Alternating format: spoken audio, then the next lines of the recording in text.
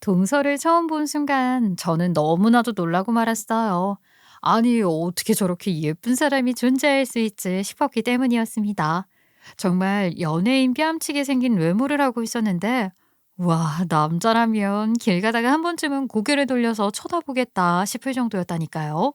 제가 워낙 외모에 관심이 없어서 더 그럴지도 모르겠지만 말이죠. 저는 남들이 다 한다는 눈썹 문신 한 번은 안 했을 정도로 외모에 관심이 없었어요. 뭐 고등학교 졸업하면 기본으로 쌍꺼풀 수술은 한다는데 저는 그냥 꼬막 눈소리를 들어도 부모님이 물려주신 제 외모가 그렇게 부끄럽다고 생각하지는 않았어서 생긴 대로 살자 했었거든요. 아무래도 화장품이나 외모 꾸미기에 관심이 전혀 없다 보니까 옷도 몇 년째 똑같은 옷 그냥 입으면서 돈 열심히 착착 모으면서 살았습니다. 우리 남편이랑 저랑은 회사에서 일을 하다가 만나게 되었는데 처음에 남편은 저를 보고 와, 쟤는 못 소리겠다 하고 생각을 했었대요. 어이없죠. 제가 워낙 남자에 관심이 없어 보이기도 하고 꾸미고 다니거나 그러지도 않으니까 그냥 연애 같은 거에 관심 없겠구나 했었는데 자꾸 저에게 눈길이 가더라는 거예요. 서글서글하고 밝은 성격에 처음 보는 사람들에게도 잘 다가가고 더군다나 사치 같은 것도 전혀 부리지 않고 늘 생활력 있게 저금하고 딱 필요한 것만 사고 하는 모습에 진심으로 속알맹이가 괜찮은 사람이구나 싶었다고 하더라고요. 우리 남편은 저랑 살면 굶어 죽지는 않을 것 같았대요. 자기가 500만 원을 벌든 200만 원을 벌든 어떻게든 생활력 있는 새가 잘 꾸려가고 살 것 같았대요. 그렇게 속알맹이를 보고 나니까 외모 같은 건 신경이 안 쓰였다고 하대요. 그래서 다짜고짜 저한테 연애도 아니고 결혼을 하자고 하더라고요. 미친놈인가? 그런 생각을 분명히 했지만 한번 말로 뱉고 나니까 용기가 생겼던 건지 뭔지 그 뒤로 저를 볼 때마다 결혼하자고 연부를 외웠고 10번 찍어 안 넘어가는 나무 없다는 말처럼 저도 남편에게 스며드는 바람에 번갯불에 콩 구워 먹듯이 결혼을 하게 됐어요. 근데 사람 인연이라는 건 정말 정해져 있는 건가 봐요. 그렇게 아무것도 모르고 결혼을 한 것 치고는 우리가 공통점도 많고 생활 일부분에서도 비슷한 점이 상당히 많은 거예요. 예를 들면 샤워를 하고 나면 바닥에 물기를 꼭 정리한다거나 청소기를 돌린 다음에 먼지통을 바로바로 비운다던가 씻고 나와서 머리를 말리고 난 다음에 바닥에 돌돌이를 돌리는 것까지 습관이 너무 비슷한 거지요. 진짜 천생연분이라는 게 이런 건가 싶었다니까요. 남편이랑 저랑은 시간이 지나면 지날수록 서로에 대한 깊은 애정을 드러내게 되었고, 우리는 신혼 때보다 시간이 지날수록 더욱 진득하게 되었습니다. 그래서 아이는 조금 천천히 가지자고 말을 했음에도 사이가 너무 좋다 보니까 결혼 1년 만에 아이가 생겨버렸어요. 남들은 노산이라는 나이에 아이가 쉽게 생겼으니까 너무 감사한 마음이 들었어요. 우리 시댁은 어땠냐고요? 솔직히 처음에는 조금 탐탁치 않아 하셨죠. 특히 우리 시아버지가 그랬어요. 그래서 같은 회사에 다니고 있다고? 그러면 연차가 꽤 쌓였겠는데 월급도 비슷비슷할 거고 반대할 이유가 하나도 없네.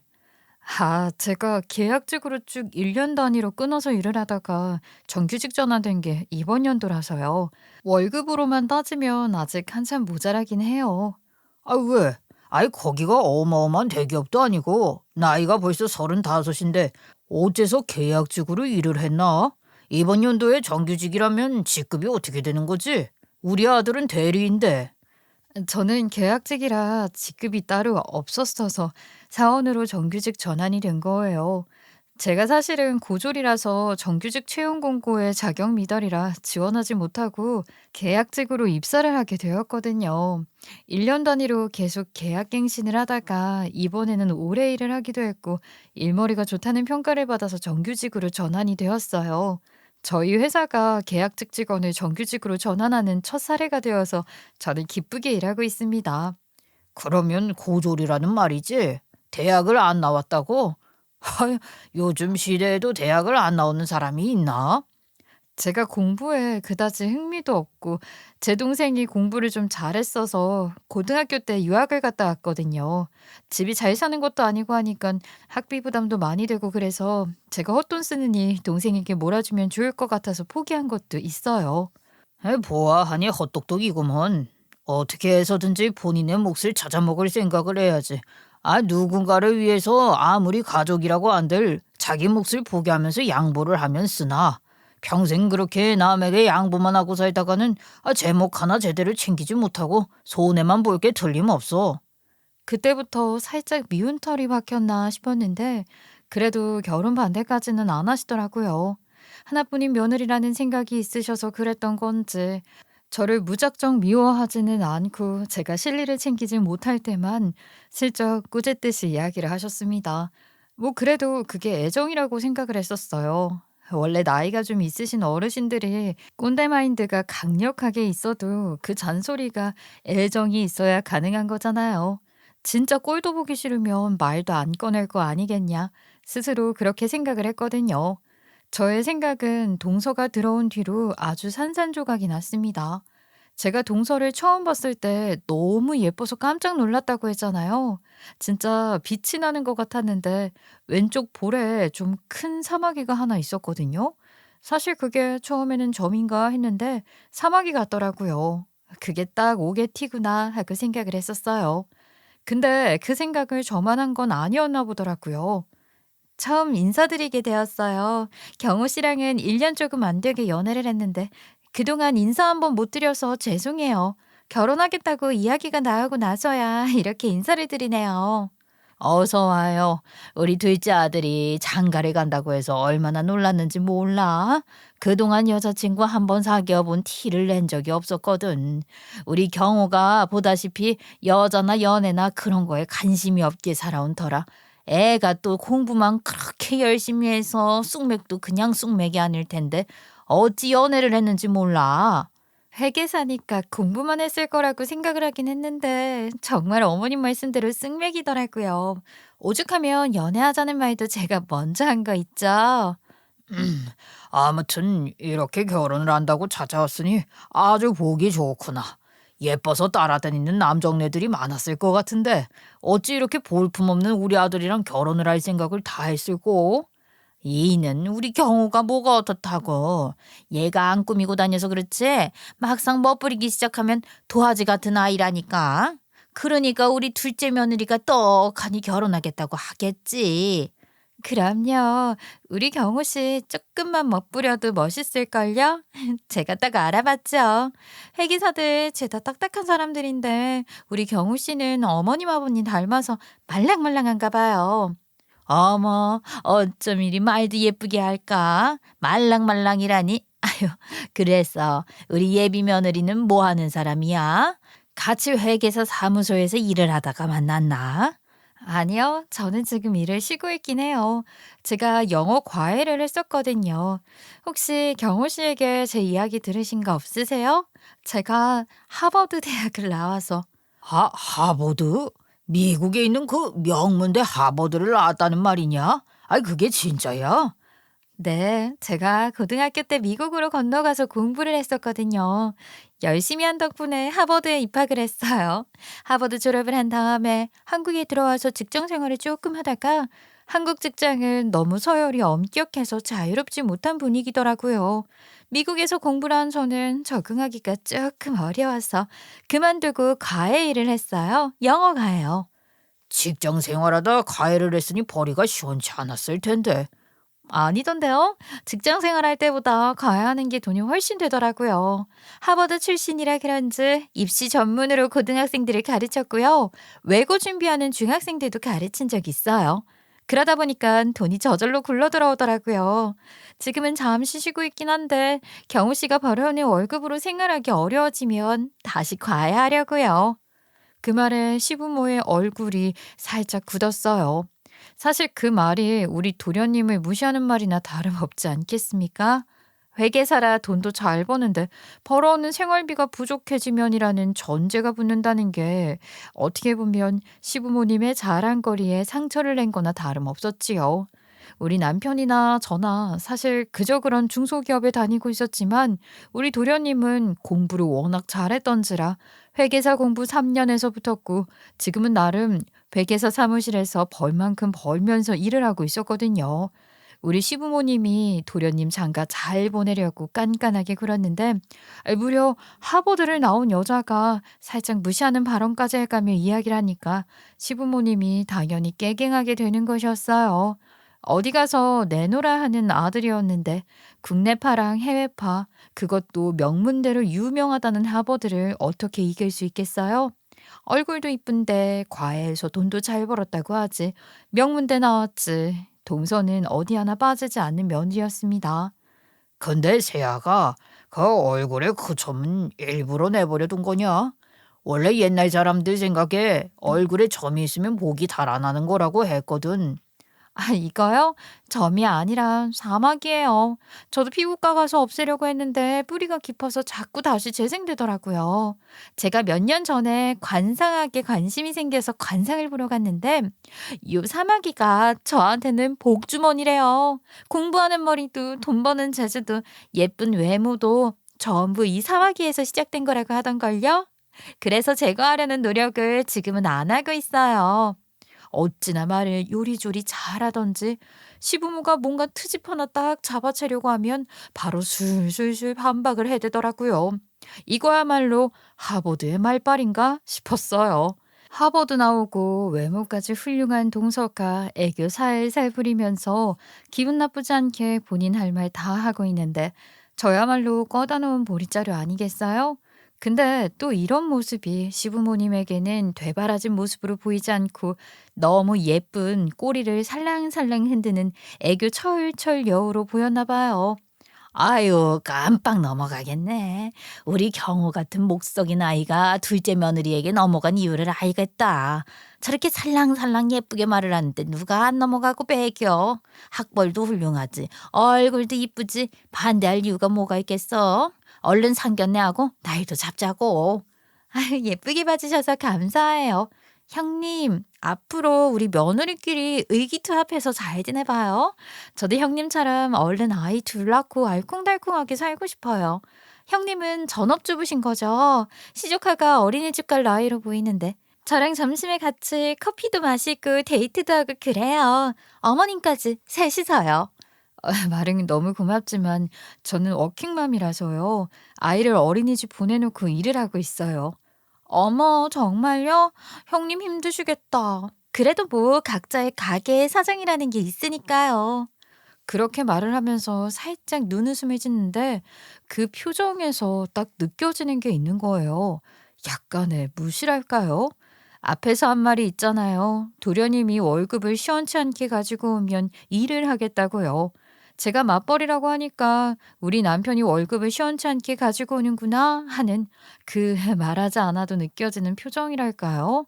와, 솔직히 기분이 살짝 나쁘긴 했는데 저한테 뭐 대놓고 이야기를 한 것도 아니고 각자의 사정이 있는 거 아니겠냐 하면서 슬쩍 넘어가니까 제가 뭐라고 더 할 수 있는 상황이 아니었죠.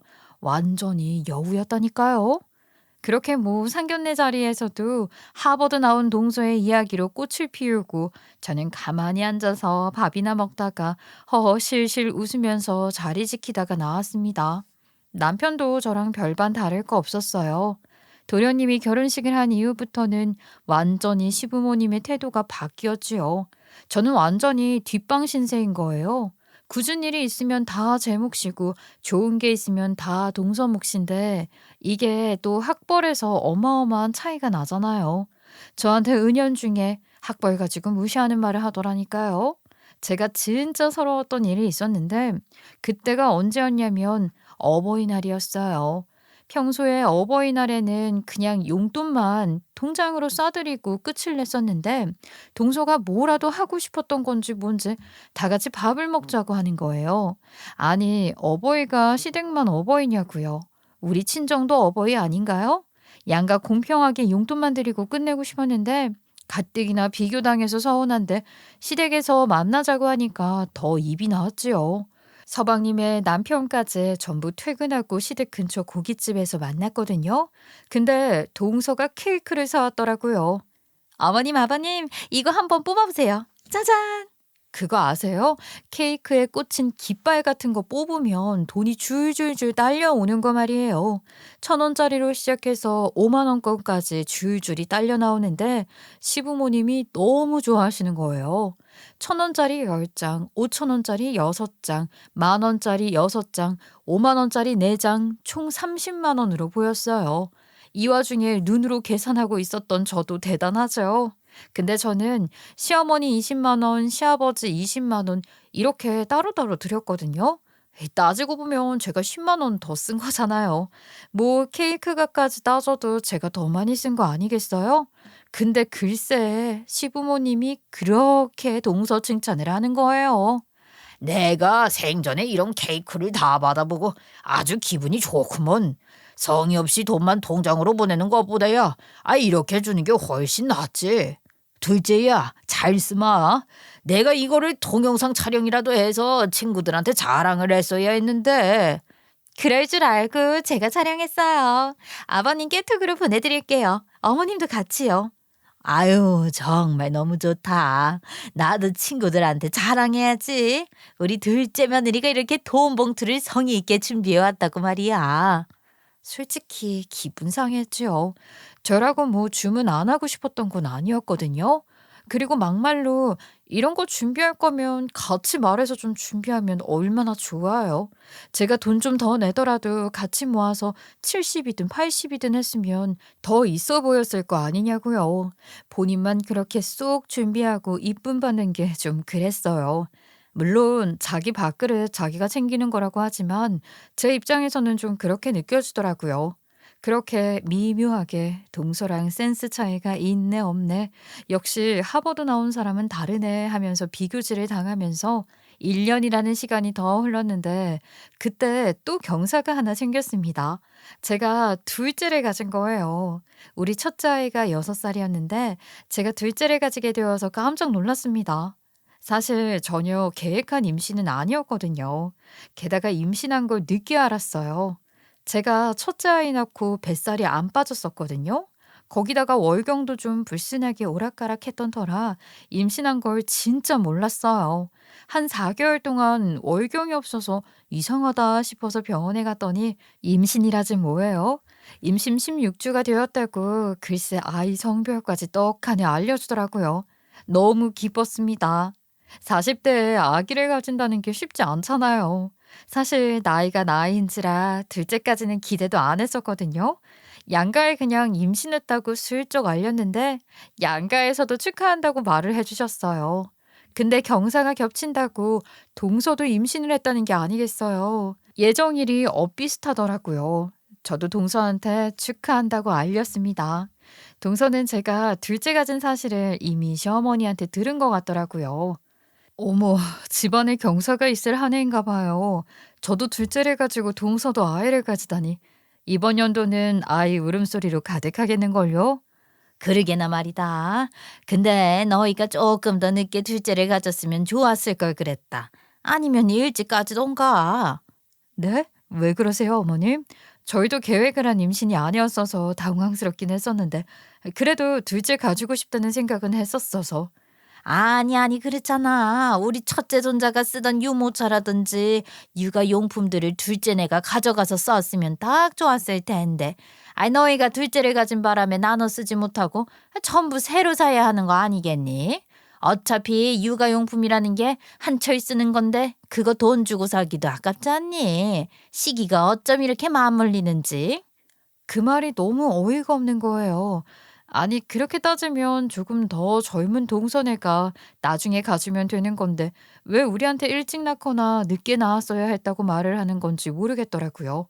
그리고 막말로 임신이라는 게 제가 오늘 가져야지 한다고 아이를 가질 수 있는 것도 아닌데 그렇게 말을 하니까 엄청나게 서운한 거 있죠? 어머님, 그렇게 말씀을 하시면 저 서운하죠. 저도 축하받을 일을 한 건데 제가 시기를 조절할 수 있는 것도 아니고 왜 저한테 일찍 낳았어야 했다, 늦게 가졌어야 했다 말을 하세요.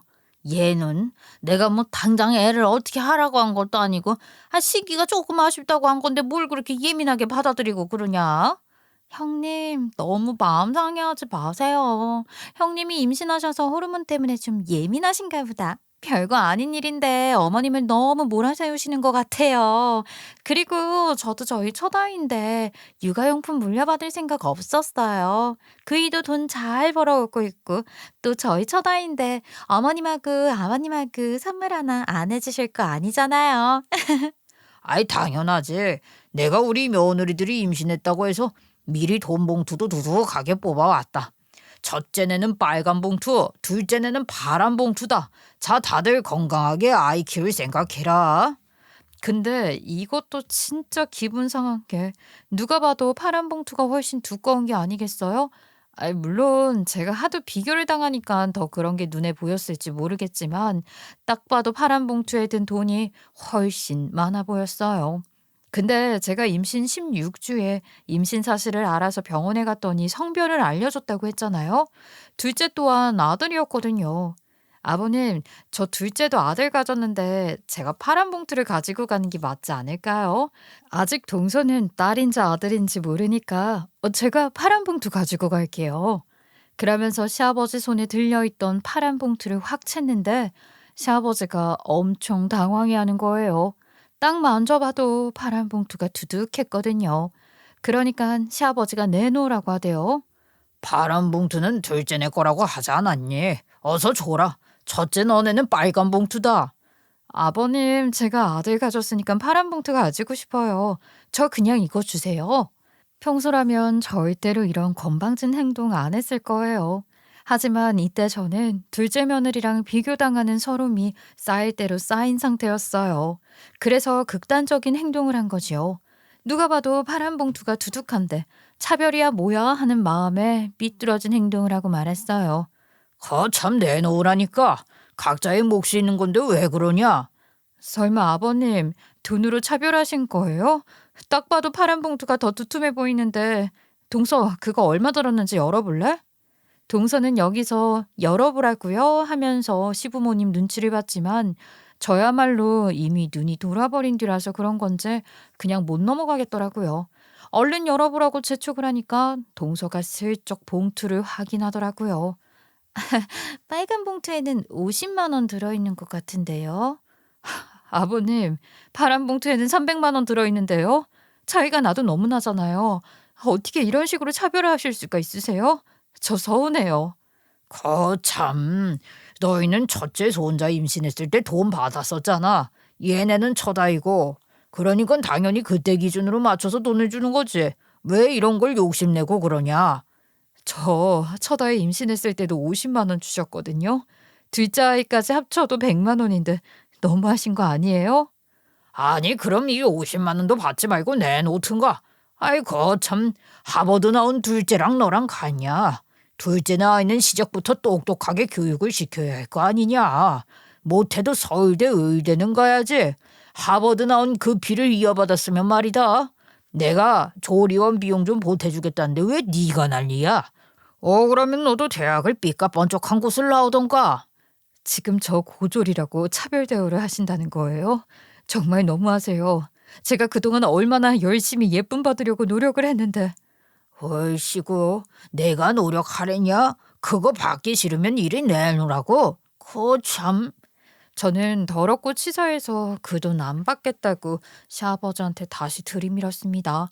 그랬더니 돈 귀한 줄 모른다고 궁시렁거리시더라고요. 근데 여기서 불난 집에 부채질하는 것도 아니고 시아버지가 봉투 하나를 더 꺼내는 거예요. 제가 안 그래도 속상해서 눈물 꾹 참고 있는데 그 봉투를 동서한테 주는 거 있죠. 아니, 돈 가지고 방금 차별해놓고 동서만 봉투 하나를 더 준다는 게 이상하지 않아요?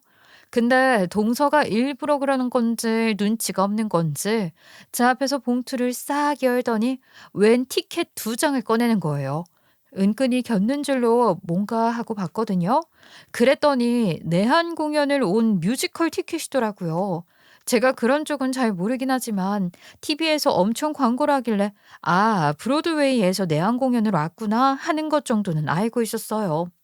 어머, 아버님, 이거 구하기 엄청 어렵다고 하던데 정말 감사해요. 저 태교는 꼭 뮤지컬로 하고 싶었었거든요. 아버님이 주신 티켓으로 태교 열심히 하고 올게요. 아버님, 이제는 이런 것도 차별하시는 거예요? 동서, 두 장인데 나랑 같이 가면 되겠다. 나도 뮤지컬로 퇴교할래. 어머, 형님, 어쩌죠? 저 이거 저희 친정엄마랑 이미 같이 가기로 했거든요. 그리고 형님은 못 알아들으시잖아요. 이게 내한 뮤지컬이라서 자막을 보면 제대로 느끼기가 어렵거든요. 저는 그래도 하버드에서 공부를 하기도 했고 알아듣는 건 어려움이 없으니까. 근데 형님은 아니잖아요. 생생하게 느낄 수 있는 사람들이 가야 그 값을 하는 거죠. 동서가 그렇게 이야기를 하는데 기분이 너무 상하는 겁니다. 옆에서 듣고 있던 남편도 이건 아니다 싶었는지 저한테 일어나라고 하더라고요. 정말 저희 부모님이지만 해도 해도 너무한다는 생각은 지울 수가 없네요. 이렇게 차별 대우하실 거면 그냥 경운에나 끼고 사세요. 저희는 이제 얼굴 안 비추렵니다. 그리고 재수 씨도 인생 그렇게 사는 거 아닙니다. 은근히 저희 집사람 무시하고 깔보는 거 제가 몰랐을 거라고 생각하세요. 그거 조심 좀 합시다. 남편이 그렇게 이야기를 하니까 시부모님 둘 다 당황한 것 같았지만 지들이 한 행동이 있는데 어떻게 붙잡을 수가 있겠어요? 집으로 오는 내내 제가 서러워서 훌쩍이니까 남편이 위로를 해주더라고요. 그 뒤로 남편은 저에게 시댁에 가자는 이야기를 하지 않았고 정말 형식적인 만남 외에는 시댁에 가지 않았어요. 갈 일도 만들지 않았고요. 남편이 가지 말자고 했고 명절에도 웬만해서는 남편 혼자 가더라고요. 멀리서 오는 친척분들이 오신다고 할 때 빼고는 말이죠. 그만큼 저랑 남편이 상처를 받았고 남편도 더 이상 시댁에 잘할 필요 없다고 하더라고요. 제가 둘째를 낳았을 때도 남편이 일부러 엄청 비싼 조리원을 보내주기도 했답니다. 분명히 SNS를 염탐하지 않겠냐고 하면서 자랑처럼 막 올리라고 하더라고요. 거기다가 우리 둘째 낳고도 시댁에 낳자마자 말한 게 아니라 일부러 조리원에 간 다음에 말을 했어요. 시부모님, 우리 애 보러 올 생각도 말라 이런 뜻이었지요. 근데 웃긴 게 우리는 둘째 다 아들을 낳았는데 동서는 딸을 낳았거든요.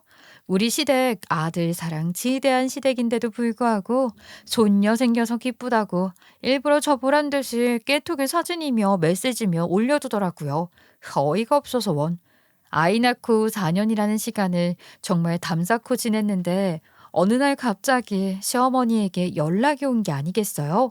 저한테 연락하는 일이 없었는데 전화해서 무슨 일이냐 했더니 저한테 다짜고짜 사과를 하면서 우는 거예요.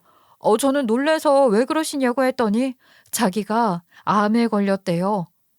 갑자기요? 하니까 유방암에 걸렸다고 투병을 시작하니까 자식들이랑 척지고 살아야 할 이유를 모르겠다며 나한테 미안하다고 서운하게 한 거 사과할 테니 다시 얼굴 보고 지내자고 하시는 겁니다. 우리 둘째가 눈에 밟히기도 하고 자기네들이 너무 서운하게 한 것 같다고 절절한 사과하시는 거 있죠. 내가 참 생각이 짧았던 것 같다. 암이라는 소리 들으니까 내가 살아온 지난 날들이 싹 추마등처럼 스쳐 지나가는 거 있지. 내가 첫째 너한테 너무 모질게 굴었던 것 같다. 그깟 학벌이 뭐고 똑똑한 게 뭐라고. 너처럼 똑부러지게 생활력 있게 사는 아이한테 큰 상처를 준 것 같아서 미안해. 내가 정말로 미안하다. 지금이라도 내 사과를 받아주지 않겠니? 내가 다른 건 몰라도 말이야. 우리 가족들에게는 부끄럽지 않게 살다가 가야 하지 않겠니? 아유, 정말 미안하다. 미안해. 시어머니가 암이라는데 우리 남편 마음이 편할 리가 있겠어요? 그동안 남편이 너무나도 제 편을 들어주기도 했었고 남편이 마음 아파하는 게 저도 마음 아파서 다시 시댁이랑 소통을 하며 지내기 시작했어요. 시어머니가 너무너무 밉지만 우리 남편이 저를 위해서 시댁과 싸우고 제가 시댁을 신경 안 써줘도 이해를 해줬었잖아요. 시댁이 좋아서가 아니라 우리 남편 보고 용서를 하는 거였어요. 어머님이 아프셔서 제가 참 마음이 무거워요. 저희 아이 돌봐주셔서 저도 편하게 지낼 수 있었는데 암이라고 하시니 제가 참 마음이 그렇네요. 아이 봐달라고 부탁드리기도 뭐하고. 아니 동서, 어머님이 항암 치료 들어간다고 하시는데 지금 애 돌봐줄 사람이 없다고 섭섭하다는 듯이 이야기를 하는 거야? 제가 언제 섭섭하다는 듯이 이야기를 했나요? 마음이 무겁다고 했죠. 저 사실 이걸 언제 말을 해야 하나 고민이 많았는데 임신했어요. 지금 임신 6주 차래요. 갑자기 동서가 둘째를 가졌다고 말을 하더라고요. 그러면서 뭐 다시 과외를 하려고 했었는데 아이를 가지는 바람에 과외를 몇 달 하지도 못하고 집에서 또 쉬게 됐다. 근데 임신한 상태로 첫째 아이를 돌보기가 너무 힘들다 하면서 징징거리는 게 아니겠어요? 애 하나 돌보는 게 뭐가 힘든가 했었는데 글쎄 제가 그동안 연락을 안 하고 지내서 몰랐는데 동선의 첫째 딸이 약간 발달 장애가 있다고 하더라고요. 그래서 첫째 아이에게서 눈을 뗄 수가 없는데 둘째를 가졌다고 그동안 시어머니가 계속 돌봐주고 그랬던 모양이더라고요. 저는 시부모님과는 어떻게든 화해를 했지만 동서는 꼴 보기가 싫어서 그냥 모른 척했죠. 그렇게 시어머니는 항암 치료를 쭉 시작했고 암 사이즈가 작아져서 수술도 하게 되었습니다. 천만다행이었지요. 그런데 동서도 시간이 지나면서 막달이 된 거예요. 임신 막달이 되니까 첫째 딸을 돌보면서 몸을 가누기가 힘들다고 징징거리고 시부모님이 조심스럽게 저한테 좀 도와주면 안 되겠냐고 어렵게 부탁을 하시더라고요. 우리 둘째랑 동선의 첫째랑 동갑이었으니까 같이 놀아도 괜찮을 것 같고 해서 출산할 때까지만 한 달 정도 도와주겠다고 했지요. 그렇게 동선의 집에 갔는데 와, 동선의 집 아이 책장에 죄다 영어 책밖에 없더라고요. 아니, 발달 장애가 있다는 애한테 한글을 똑바로 가르쳐도 알까 말까 할 텐데 영어까지 가르치는 건 너무 욕심 아닌가 싶었죠. 동서, 영어부터 가르치는 거야? 그래도 한글을 똑바로 알아야 영어도 배우는 법 아니야? 책이 죄다 영어 책밖에 없네. 아이들은 인지 능력이 좋아서 영어랑 한글이랑 동시에 가르쳐도 잘 흡수해요.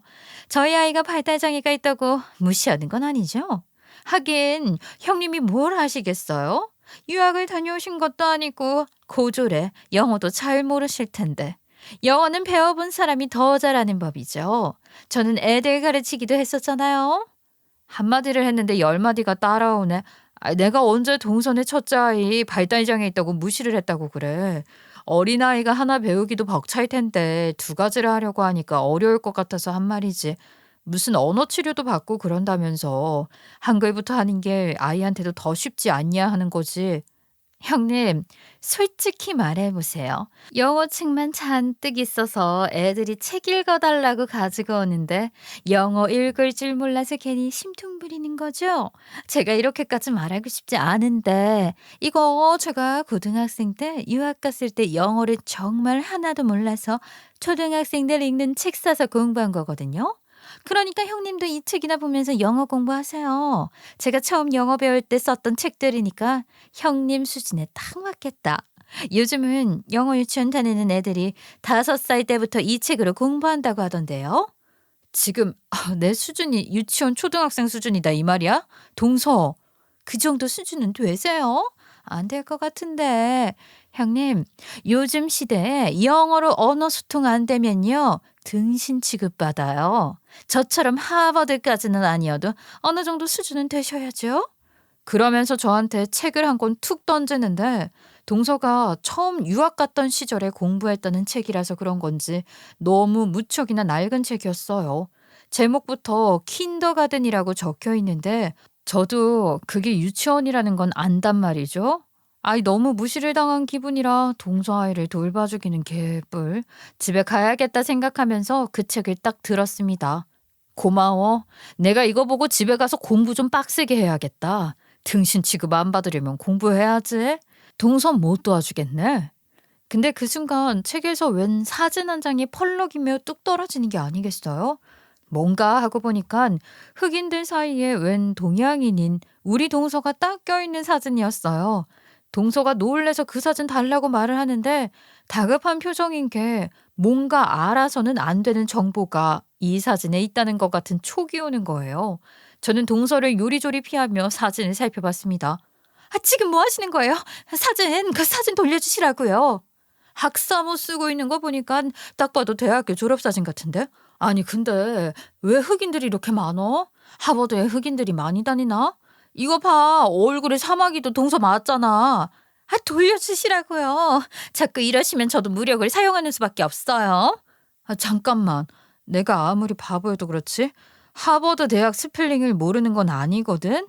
근데 이건 하버드가 아니라 하워드 아니야? 어머, 동서. 이거 HARVARD가 아니라 HOWARD잖아. 어머, 꼬부랑 글씨로 적혀 있어서 하버드로 착각하기 딱 쉽네. 하워드 대학은 어디야? 사진을 보는데 말이죠. 잘 보니까 졸업생들 위쪽에 현수막 같은 게 걸려 있는데 하워드 유니버시티라고 적혀 있는 겁니다. 제가 아무리 영어를 몰라도 그 정도는 당연히 알죠. 동서 얼굴이 아예 사색이 되더라고요. 저는 딱 촉이 왔습니다. 이 기집애가 글쎄 하버드 대학을 나온 게 아니구나, 속여 먹었구나 하는 걸 말입니다. 사실 그렇잖아요. 하버드니 스탠퍼드니 어딜 나왔다고 해도 알아볼 방법이 어디 있겠어요? 졸업 중이야 위조하면 그만이고, 정말 미국에 있었던 거면 영어 잘할 테니까 의심할 사람도 없을 거고요. 사실 그 큰 대학에서 동문인 한국 사람 찾는 게 쉬운 게 아니잖아요. 같은 학과 같은 건물 아니면 알 길이 어디 있겠냐고요. 동서는 그 허점을 잡고 다른 대학을 나왔으면서 하버드에 나온 척을 한 거예요. 돌려주세요, 형님. 제가 다 말씀드릴게요. 네? 뭘 말해? 어떻게 이런 식으로 식구들을 전부 속이고 기만할 수가 있어? 이거 그냥 못 넘어가? 저는 저를 붙잡으려는 동서를 뿌리치고 우리 아이를 챙기고 사진을 챙겨서 집으로 돌아왔습니다. 그리고는 정말 하워드 대학이라는 곳이 있나 검색을 해보니까 우와, 있더라고요. 미국에서도 학비가 싸고 수준도 하버드 대학에 비하면 엄청나게 들어가기 쉬운 대학이었더라고요. 심지어 원래는 흑인들을 위한 대학으로 설립이 되었었는데 이제는 흑인이 아니어도 입학 허가가 난다고 하긴 하는 거 있죠. 아직도 흑인이 반 이상 차지하는 대학이라서 졸업사진이 온통 흑인밖에 없었던 거예요. 저는 이 사실을 퇴근하고 돌아온 남편에게 이야기를 하려고 했는데 하필이면 가는 날이 장날이라고 남편이 야근으로 늦는다고 하대요. 집에서 애 저녁 먹이면서 기다리는데 벨이 띵동띵동 울리는 거예요. 누구지 하고 보니까 동서더라고요. 제가 왜 왔냐고 차가운 목소리로 말을 하니까 구구절절 지 혼자 이렇게 말을 하대요. 형님, 제가 잘못했어요. 일부러 속이려고 했던 건 아니었어요. 저랑 남편은 여행지에서 만났거든요. 그이랑 여행지에서 처음 만났을 때 제가 미국에서 고등학교 때부터 살았다고 했고 대학도 거기에서 나왔다고 하니까 어디 대학 나왔냐고 물어보더라고요. 근데 남편이 하워드 대학이라고 대답한 거를 하버드 대학으로 착각한 거예요. 그래서 저도 모르게 하버드 대학을 나온 거라고 속이게 되었다고요. 형님, 제가 이렇게 솔직하게 말을 했으니까 한 번만 넘어가 주시면 안 될까요? 제발요. 동서가 눈물을 뚝뚝 흘리면서 이야기를 하는 거예요. 제가 대문을 열지도 않았는데 코를 훌쩍이면서 이야기를 하더라고요. 저는 임신을 한 동서를 거기에 그냥 세워둘 수가 없어서 대문을 열었습니다. 눈물 콧물 범벅이 된 동서가 저한테 무릎을 꿇더라고요. 저는 동서에게 숨긴 게 정말 그것뿐이냐, 그게 전부냐고 물어봤습니다. 동서는 맹세코 그것 빼고는 숨기는 게 절대 없다고 하더라고요. 저는 문을 열어주고 동서에게 들어오라고 했어요. 형님, 저 정말로 대학 이름 말고는 속인 거 하나도 없어요. 믿어주세요. 앞으로는 제가 형님께 정말 잘할게요. 정말 거짓말한 게 없다고? 이렇게 뻔뻔하게 말을 하니까 너무나도 실망스럽다. 동서, 정말 눈 가리고 아웅하는 거 아니야? 저 뭐 속인 거 없는데. 그게 무슨 소리신지 전혀 이해가 가질 않아요. 동서, 학력 위조를 이용해서 과제 같은 거 대피를 해준 일이 있었잖아. 내가 모를 줄 알았어? 동서가 불법적인 일을 하고 있다는 사실 말이야. 이게 무슨 소린가 싶으시죠? 동서가 예전에 과외를 했었다고 말했었잖아요.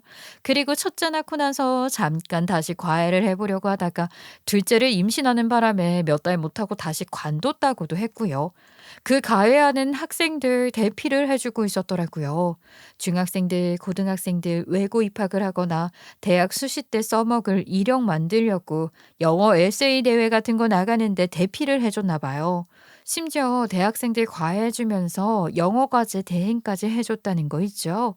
제가 이걸 어떻게 알게 되었냐면 제 고등학교 친구 중에 어린 나이에 시집가서 팔자가 핀 친구가 하나 있거든요. 고등학교를 졸업하고 몇 년 지나지 않아서 어린 나이에 혼전 임신을 해서 결혼을 했는데 그래도 남자 집이 좀 잘 사는 집안이었어요. 그 덕분에 친구가 자식 교육 시킬 때 경제적인 어려움 없이 시킬 수가 있었던 거지요. 그 친구랑은 고등학교 동창이기도 했고 같은 동네에 살았었기에 20살이 된 이후에도 친하게 지냈었는데 애가 대학교를 다니던 중에 임신을 하는 바람에 학교를 그만두었거든요. 그 뒤로 자연스럽게 출산을 하고 아이를 키우느라 멀어졌죠. 세월이 흐르면서 연락이 끊겼다가 몇 달 전 고등학교 동창회에서 다시 만나게 되어서 연락을 하고 있는 중이었다 이 말입니다. 친구들 얼굴 보고 싶다고 나왔더라고요, 글쎄. 우리 학교 다닐 때는 이렇게 될 줄 몰랐는데. 그렇지. 이제는 다들 애 키우는 엄마 아빠가 되었네. 동창회에서 보고 얼마나 반가웠는지 몰라. 유독 내가 너랑 친하게 지냈었잖아. 어쨌든 내가 너한테 궁금한 게 한두 가지가 아니야. 너 큰애는 벌써 대학 입시 준비하지? 둘째 딸도 어디 간다 안 했어? 아, 요즘 정신없지. 안 그래도 내가 요즘 애들 과외시키면서 엄청 느끼는 게 많다니까. 아무래도 선생의 자질이라는 게 참 신기해. 잘 가르치는 거랑 학벌이랑은 별개인가 싶더라고. 나한테도 좀 좋은 정보 있으면 나눠주고 그래. 물론 우리 애들이야 아직 어리지만 그래도 내가 대비는 하고 있어야 하지 않겠어? 그때 되면 또 교육과정 바뀔 텐데 요즘 교육 별거 없어 얘. 그냥 돈 되는 대로 다 시키는 거지 뭐. 아니 우리 둘째 딸이 글쎄 외고에 조금 욕심이 있나 봐. 나도 우리 딸이 외고 가면 좋으니까 준비를 좀 했거든. 그래서 영어 대회 같은 걸 알아봤어. 여기서 수상을 하게 되면 서류 평가에서 도움이 될지 누가 알겠어. 그래서 영어 에세이 대회 나가라고 등을 떠밀었지. 근데 이게 또 쟁쟁하게 경쟁을 해야 하잖아. 내가 우리 딸이 수상을 했으면 하는 욕심에 과외 선생한테 몰래 도움을 좀 받았거든. 어머, 얘 그래도 그러면 안 되는 거 아니야? 안 되긴 하는데 요즘은 암암리에 다 과외 선생님 도움받고 하더라고. 내가 그 선생을 소개받은 건데 소개해준 집 아들도 대회 나갈 때마다 영어 에세이를 써줬다는 게 아니겠어? 소문으로는 그 선생님이 대학생도 과외하는데 영어 리포트를 대필해 준 적도 있다나 뭐라나. 그래서 부탁을 좀 드렸지. 당연히 수상할 줄 알았더니 소개해준 집 아들도 우리 딸도 수상을 못한 거 있지? 그 선생이 하버드 대학 나왔다고 해서 기대를 했더니 하버드가 하나도 소용없더라. 아이 얼굴도 예쁘고 학벌도 좋아서 첫인상 완전 프리패스였거든. 우리의 과외를 오래 믿고 맡겨도 되겠다 했는데 임신했다고 몇 달 안 돼서 과외 못한다고 그만둬서 어이없었지 뭐. 하버드 대학 나와서 과외하는 예쁜 여자? 뭔가 익숙하지 않나요? 누가 들어도 우리 동서랑 딱 매치가 되잖아요. 저는 슬쩍 친구에게 물어봤죠. 혹시 그 하버드 나왔다는 과외 선생님 얼굴에 사마귀 큰 거 하나 있고 그러지 않아? 어머, 맞아. 그게 옥의 티라고 생각했거든. 아니, 너 근데 그 선생님을 알아? 어떻게 알아? 너희 애들은 입시가에 할 나이도 아닌데. 혹시 몰라서 동서 이름을 대니까 친구가 박수까지 치면서 맞다고 말을 하더라고요. 저는 진짜 황당했죠. 아니, 대필까지 해주면서 과외를 하고 다녔다는 게 좀 웃기잖아요. 누가 봐도 이건 불법 아닌가요? 어이가 없다고 생각을 하게 되었어요. 근데 솔직히 말하면 이때까지만 해도 이걸 어디 떠벌리거나 말을 할 생각은 전혀 없었었어요. 뭐 시댁이랑 겨우겨우 화해를 하고 잘 지내보려고 하고 있는데 이런 것 가지고 성질을 돋우고 괜히 더 사이 나빠질 이유가 없지 않겠어요? 어이가 없고 해서는 안 되는 일이기도 하지만 가족이니까 눈 감아주게 되었었죠. 아니 근데 이런 제 너그러운 마음도 몰라주고 2년 봐라. 대필 같은 불법적인 일을 하는 것도 모자라서 심지어 학벌까지 속였다는 게 들통난 것 아니겠어요? 저는 그래도 마지막 기회를 주려고 또 찔리는 일 한 건 없냐고 물어본 것이었는데 결국 대필한 사실은 입 싹 씻고 말을 하지 않더라고요. 저는 동서에게 돈 받고 대필 일을 했던 것을 서방님하고 시부모님하고 다 알고 있냐고 물어봤죠. 동서가 이 짓 하고 다니는 거 시댁 식구들은 아무도 모르지? 하긴 대피라는 게 불법인데 자랑스럽게 이야기를 할 수 있겠어? 거기다가 과외 받은 학생들은 무슨 죄야? 하버드 대학 나온 과외 선생인 줄 알았을 텐데 동서가 얼마나 큰 거짓말을 하고 다녔는지 알겠어? 형님, 정말 잘못했어요. 죄송해요. 제가 잘못했어요. 저희 남편이 제가 자꾸 돈을 사치스럽게 쓴다고 하버드 대학까지 나와서 뭐 하는 거냐고 저한테 돈 쓸 생각만 하지 말고 돈을 벌어오라고 하도 잔소리를 해서 어쩔 수 없이 그런 거였어요. 대피를 왜 하게 되었냐면요. 제가 돈 관리를 제대로 하지 못한다고 그이가 경제권을 다 가져가 버려서 그런 거예요. 거기다가 제가 벌어온 과외 비용까지도 본인이 관리를 하겠다고 내놓으라지 뭐예요. 그래서 저도 뒷주머니를 좀 챙겨야겠다 싶어서 대피를 하고 돈을 받게 되었어요. 동서가 영어야 뭐 당연히 몇 년이나 미국에 살았으니 영어를 잘하는 건 맞지만 엄청나게 좋은 대학을 나온 수준은 아니었으니까 동서가 쓴 에세이가 수상을 할 일은 없었던 거죠. 에세이라는 건 그냥 영어만 잘한다고 되는 게 아니라 문학적으로 소양이나 지식도 필요할 거 아니에요? 그렇게 돈을 야금야금 챙기고 있다가 둘째를 임신하게 되었고 아이를 또 임신하게 되었으니까 서방님이 기쁘기라도 했던 건지 경제권을 돌려준 것은 아니었지만 용돈이랑 생활비를 넉넉하게 주었다고 하더라고요. 거기다가 당분간 태교에만 집중하고 쉬라고 말을 했다고 해서 집에 다시 들어앉았다는 겁니다. 정말 어이없죠. 내가 동서 사정까지 일일이 챙겨줘야 할 필요는 없는 거 아니야?